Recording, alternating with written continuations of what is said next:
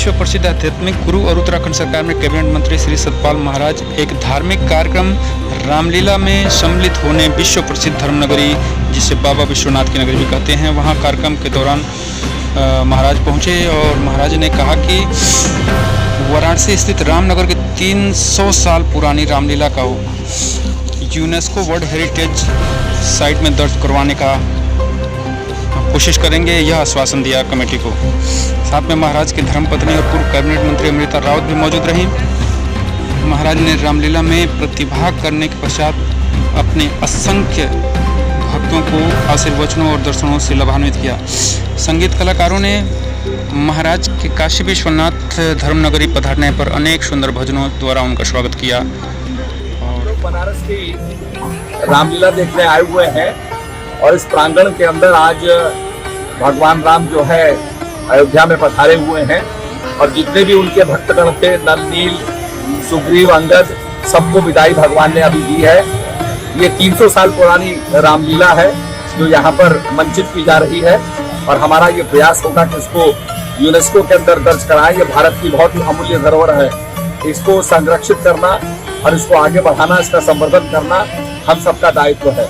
आइए इस रामलीला में देख करके पुण्य के भागी बने।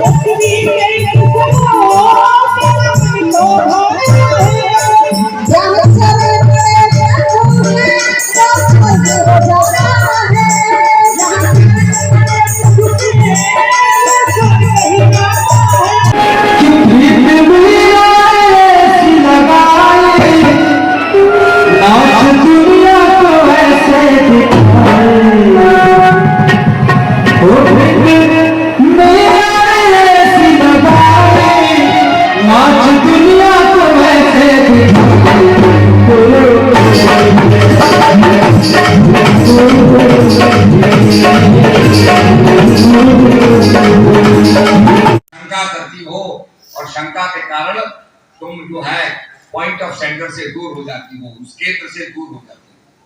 तो इसलिए मैं चाहता हूं कि आप भक्ति करें, साधना करें, सेवा करें। सेवा का फल मीठा होता है। संतोष जी ने ये सेवा की तो उसका कितना लोगों को लाभ मिल रहा है, कितना पुण्य मिल रहा है। इसी प्रकार से हम जब किसी भी तीर्थ की गहराई में जाएं तो आप यही पाएंगे कि वहां पर लोगों ने साधना की, भजन किया। लोग बद्रीनाथ जाते हैं, दर्शन करके चले आते हैं, पर कोई ये नहीं पूछता कि भगवान बद्री विशाल जी यहाँ क्या करने आए। भगवान बद्री विशाल जी वहां ध्यान करने आए और ध्यान करने से जो उनको ताकत मिली उससे उन्होंने सहस्त्रकर दानव को मारा। तो वो ध्यान करने आए। तो ध्यान किसका किया जाता है? भगवान शिव जो थे कैलाश पर्वत पर बैठ के ध्यान करते हैं। महामंत्र जो जपत महेशु, काशी मुक्त हेतु उपदेशु, महामंत्र का शंकर जी जाप करते हैं और काशी में मुक्ति के लिए उसका उपदेश देते हैं कि और भी क्या, तुम, मैं तो मुक्त हूं, पर तुम भी अगर मुक्त होना चाहते हो तो उस महामंत्र का जाप करो। तब आगे कहा, प्रथम भक्ति संतन कर संगा, दूसरी रतिमम कथा प्रसंगा, मेरे सत्संग में के प्रति प्रेम पैदा हो। सत्संग माने सत्य का सार, ज्ञान का सार, जो हमारे जीवन को सफल करते हैं। आज हम चर्चा करें बहुत सी चीजों की, वो हमें लाभ देने वाली। अखबार को उठा कर देखो, आज का अखबार है तो उसकी सारी न्यूज पुरानी हो जाएंगी और जो दूसरे दिन का होगा उसकी न्यूज नई हो जाएंगी। तो कहने का मतलब, जिससे हमारी प्रीति बढ़े, जिससे हम सत्य के करीब जाए, जिससे हम आध्यात्मिक अपने प्रभु को प्राप्त कर लें, वो होता है दूसरी रतिमम कथा प्रसंगा। तीसरी भक्ति हमारा अहंकार रहित होकर के, उसमें अहंकार नहीं हो और सुमरण करें हम। तो ये नौदा भक्ति भगवान भिल्ली को बताते हैं और भिल्ली को भगवान इतना महान बना देते हैं कि आज हम कथा प्रसंगों में भी भिल्ली को सुना रहे हैं। अगर भक्ति के बारे में सुनाया जाता है तो भिल्ली के बारे में सुनाया जाता है। भिल्ली कहते, प्रभु मैं तो बड़ी दीनहीन हूं, अधम ते अधम, अधम अति नारी। और आप मुझसे कह रहे हैं कि मैं पंपा सरोवर में अपने चरण डालूं, तो भगवान कहने लगे सबने डाल लिए, ये ऋषि मुनियों ने भी डाल लिए, मैंने भी डाल दिया, ये पंपा सरोवर पवित्र नहीं हुआ। भिल्ली अब हम में तुम में एक मात्र तुम बची हो। और भिल्ली सबकी सेवा करती थी, जिसका बहुत छोटा उपकार भी उसने अगर प्रभु के लिए किया है तो भगवान उसको भूलते नहीं है। तो भगवान को जो याद करता है, भगवान उसका स्मरण करते हैं और भगवान अपने करीब लाते हैं। आप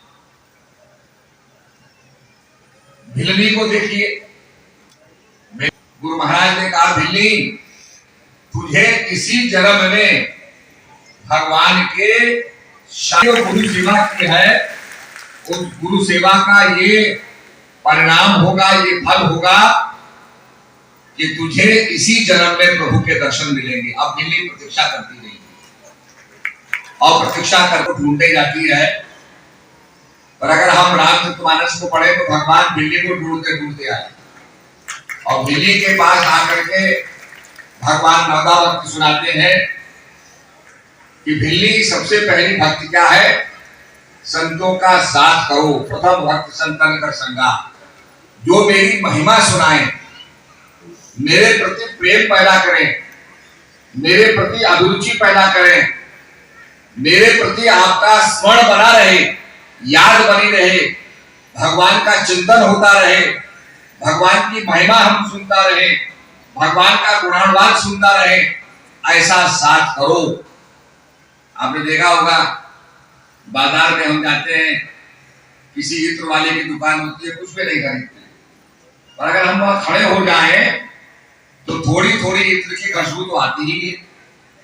इसी प्रकार से संतों के बीच में जाओगे तो संतों की जो खुशबू है, संतों का जो प्रभाव है, संतों की जो वाइब्रेशन है, वो वाइब्रेशन प्राप्त होती है। जैसे राजा का आता है, बड़ा दान किया उसने, बड़ा दान, बड़ा पुण्य कमाया, अपराध हो गया, जो गायें थी उन गायों में बूढ़ी गाय दान कर दी, तो बूढ़ी गाय दान करने से उसको पाप मिला। तो धर्मराज ने पूछा भाई थोड़ा सा पाप किया है तुमने, तो बताओ पहले मैं आपको नरक भेजूं या आप कहां जाना चाहती हो? उसने कहा थोड़ा सा नरक भोग लूं फिर मैं स्वर्ग भी जाऊंगा। तो नरक में वो गिरगिट बनता है। ये कथा हम सब सुनते हैं, गिरगिट बना, भूख लगी, उसे पतंगा खाया, एक पाप और बढ़ा, और पतंगा खाया, दूसरा पाप बढ़ा, ऐसे आता है। वो राजा जो था वो स्वर्ग नहीं जा सका, पाप की वृद्धि करते करते करते करते वो नरक ही में रह गया। This is how the sin multiplies. ऐसे करके पाप की वृद्धि होती रहती है। तो संसार में हम आए, भौतिक बात में पड़ गए, भौतिक बात की वृद्धि होती रहती है। वो कहते हैं चाह हुई, चाह ने फिर ये कहा, फिर ये कहा, फिर ये कहा, आदमी उसमें फंसते फंसते और उसी में गड़ जाता है, उसी में रह जाता है। गुरु महाराज उसको निकालते हैं, बैठा था, बैजात था, लोक वेद के साथ बैठे में सदगुरु मिला, दीपक दीना हाथ, दीपक दीना हाथ सो वस्त्र दे लगाए, और कोट जन्म का पंथता पद में पहुंच गया। गुरु महाराज निकाल करके उसे रास्ता बताते हैं और उस रास्ते पर चलना है। रास्ता तो बता दिया, पर रास्ते पे नहीं चलेंगे तो पहुंचेंगे कैसे? कोई आदमी आपको बनारस का रास्ता बता दे और रास्ते पे हम चले ही नहीं तो बनारस थोड़ी चल के आएगा, हम ही को तो चलना पड़ेगा। ऐसे ही गुरु महाराज ने भजन बता दिया, सुमरण की विधि बता दी। अब आपको सुमरण करना होगा, तभी आप उस पर चलेंगे और तभी अपने लक्ष्य को पहुंचेंगे। इसलिए भगवान गीता में कहते हैं, अर्जुन तस्मात् सर्वेषु कालेषु मामन स्मर च। हे अर्जुन तू सब काल में मेरा स्मरण कर। अब सब काल में क्या चीज होती है? जागृत में हम देख रहे हैं, जब सो जाते तब दिखाई नहीं देता, तब जो सपना है वही दिखाई देता है, और जब हम जागृत हो जाते हैं तो सपना नहीं दिखाई देता। सुषुप्त अवस्था में हम लोगों को कुछ नहीं बोध रहता, जो बिल्कुल हम गाढ़ निद्रा में सो जाते हैं तो किसी चीज का आभास नहीं होता। हम किस वर्ण के हैं, हम एक बार सतगुरु जी के एतबार करके देखा, गुरुदेव जी से प्यार करके देखा, गुरुदेव जी से प्यार करके देखा,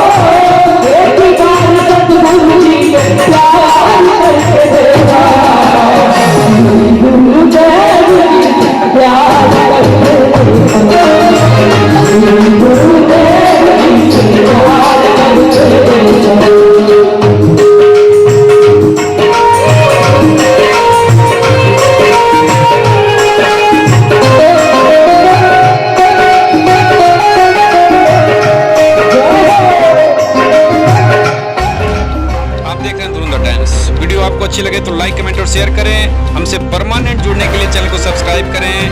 आगामी वीडियो की तत्काल सूचना प्राप्त करने के लिए बेल आइकन दबाएं। पूरा वीडियो देखने के लिए धन्यवाद।